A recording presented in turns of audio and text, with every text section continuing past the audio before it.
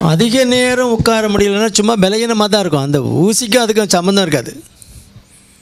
அந்த ஊசி மருந்து எஃபெக்ட் வந்து ஒரு 4 மணி நேரம் 6 மணி நேரம் இருக்கும், அவ்வளோதான்.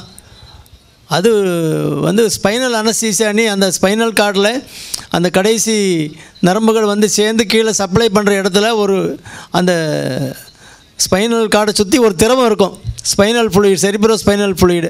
அதில் இன்ஜெக்ட் பண்ணி விட்டாங்கன்னா லோக்கலாக அதுக்கு கீழே உள்ள எல்லாம் பிளாக் ஆயிரும். அதுக்கு கீழே மதப்பு வந்துடும், ஒன்றும் உணரே இருக்காது. அது 4 மணி நேரம் 6 மணி நேரம் கழித்து ஆட்டோமேட்டிக்காக அது வாஷ் அவுட் ஆகி போயிடும், நார்மல் ஆகிடுவாங்க. அது கொஞ்சம் ஹை லெவலில் கொடுத்தோன்னா ரெஸ்பிரேட்டரி டிப்ரெஷன் வரும்.